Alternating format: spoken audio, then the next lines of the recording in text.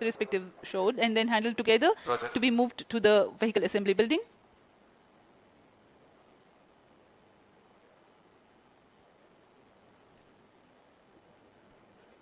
ये नज़ारा आप देख रहे हैं व्हीकल असेंबली बिल्डिंग का, जहां पर पूरे व्हीकल को असेंबल किया जाता है.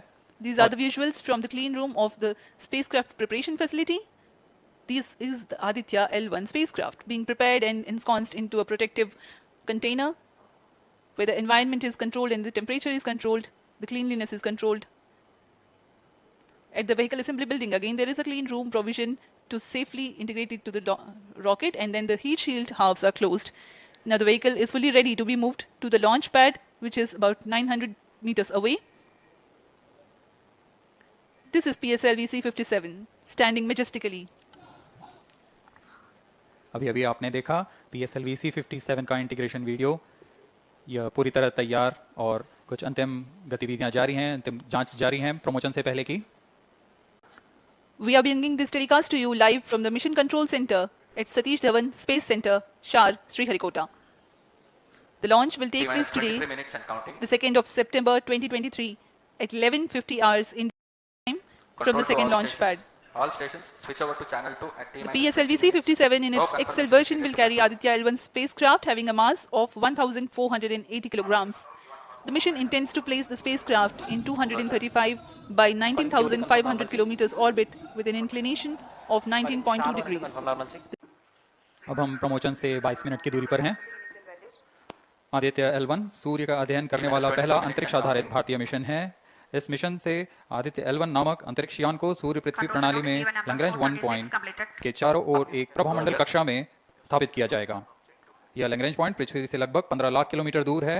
इस तरह L1 पर रखे गए उपग्रह को सूर्य को बिना किसी आच्छादन या ग्रहण के लगातार देखा जा सकता है. उचित समय पर और उचित अभिवृत्ति में अंतरिक्ष यान में लगे लिक्विड एपोजी मोटर्स को फायर कर कक्षांतरण किया जाएगा और इस तरह 5वीं बार में LAM मोटर को फायर कर यान को पृथ्वी की प्रभावी क्षेत्र से बाहर निकलने में समुचित गति प्राप्त की जाएगी. फिर वह पृथ्वी की कक्षा से छोड़कर सूर्य की कक्षा में प्रवेश करेगा और ऐसा करते हुए यह करीब 125 दिनों का समय लगेगा. 125 दिनों बाद यह L1 पॉइंट के पास पहुंचकर और उसकी परिक्रमा करना शुरू कर देगा. और यही वह L1 पॉइंट है जहां पर से यह अपने वैज्ञानिक उद्देश्यों का भी प्रतिपादन करेगा. PSN ignition arm से आओ. -15 seconds.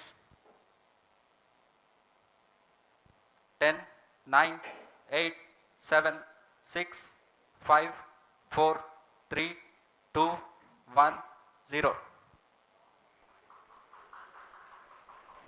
+5 seconds. Lift off normal. P1 tracking. P3 tracking. Magnificent lift-off of PSLV C-57 with Aditya L1 on board. +15 seconds. PSLV C-57 का सफल उत्थापन और इसके साथ प्रथम भारतीय सौर अंतरिक्ष यान निकल चुका है सूर्य के तेज से विज्ञान को प्रकाश करने. जैसा कि निर्धारित है, ग्राउंड लेड स्ट्रैप ऑन को सेपरेट कर दिया गया है और प्रथम चरण का निष्पादन सामान्य है. इस घटनाक्रम में अगला एयर लेड स्ट्रैप ऑन को यान से पृथक कर दिया जाएगा. Air lead strap on separated. जी हाँ, इसकी भी पुष्टि हो गई है. स्ट्रैप ऑन को सफलतापूर्वक पृथक कर दिया गया है. We are 100 seconds past the launch time. The ground lead and air lead strap-ons have been separated. S-139 motor still thrusting.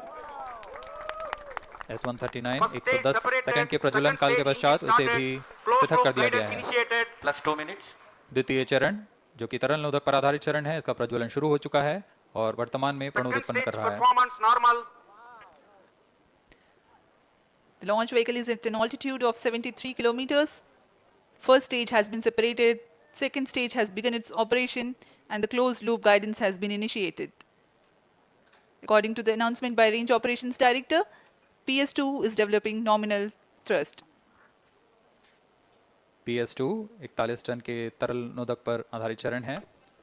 इसमें विकास इंजन द्वारा 800 किलो न्यूटन का प्रणोद उत्पन्न होता है और इसका प्रज्वलन काल लगभग 150 सेकंड का होगा.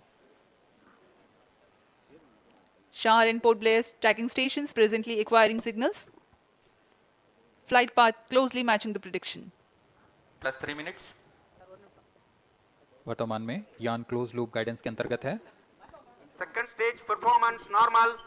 यान की ऊंचाई 106 किलोमीटर तथा सापेक्ष गति 3 किलोमीटर प्रति second. The velocity addition in PS2 regime is going to be from 2 kilometers per second to 4.9 kilometers per second. Payload fairing separated. The payload fairing covering the Aditya L1 spacecraft has been separated. The current altitude of the launch vehicle is 118 kilometers. Relative velocity exceeding 3.8 kilometers per second. जी हाँ, यान अब घने वातावरण से बाहर जा चुका है, इसलिए ऊष्मा कवच की जरूरत नहीं रह जाती है और इस कारण इसे Plus यान 4 से minutes. पृथक कर दिया जाता है। Second stage performance normal.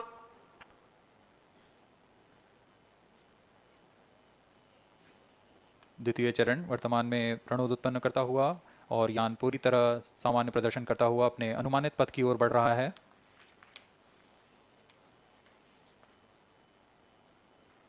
Second stage separated. Third stage ignited.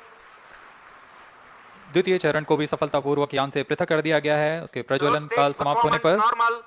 और तृतीय चरण जो कि ठोस नोदक पर आधारित चरण है, इसका प्रज्वलन शुरू हो चुका है। We are close to 5 minutes past the launch time. Presently, the third stage of PSLV is operational, developing nominal thrust.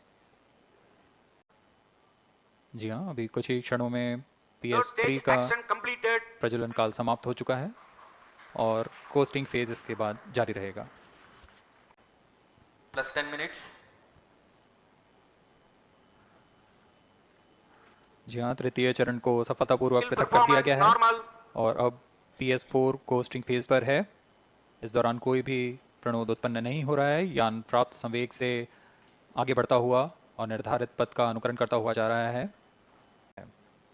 L1 की Vehicle पृथ्वी से performance normal. सूर्य की दिशा में दूरी लगभग 15 लाख किलोमीटर है और इसे हम एस्ट्रोनॉमिकल यूनिट में 0.01 एस्ट्रोनॉमिकल यूनिट कह सकते हैं। यह पृथ्वी से सूरज की दूरी का केवल 1% है। इस लैग्रेंजियन पॉइंट्स के कुछ फायदे होते हैं, जैसे हम यहाँ आदित्य L1 के बारे में बात कर रहे हैं तो यह अंतरिक्ष यान लैग्रेंजियन पॉइंट 1 के पास जाएगा और यहाँ ऐसा पॉइंट है जहाँ से सूर्य को बिना किसी ग्रहण या रुकावट के निरंतर देखा जा सकेगा और अध्ययन किया जा सकेगा। दूसरा फायदा यह कि विभिन्न मापन या विश्लेषणों के लिए किसी भी तरह की रुकावट या कमी नहीं आएगी। वायु न होने की वजह से इसे दूर तक स्पष्ट देखा जा सकेगा। लैग्रेंज पॉइंट पर इस वेधशाला को रखने का मुख्य कारण यह भी है कि यहाँ उपग्रह लगभग स्थिर रहेगा और उपग्रह के अभिवृद्धि नियंत्रण के लिए अधिक ईंधन की आवश्यकता नहीं होगी।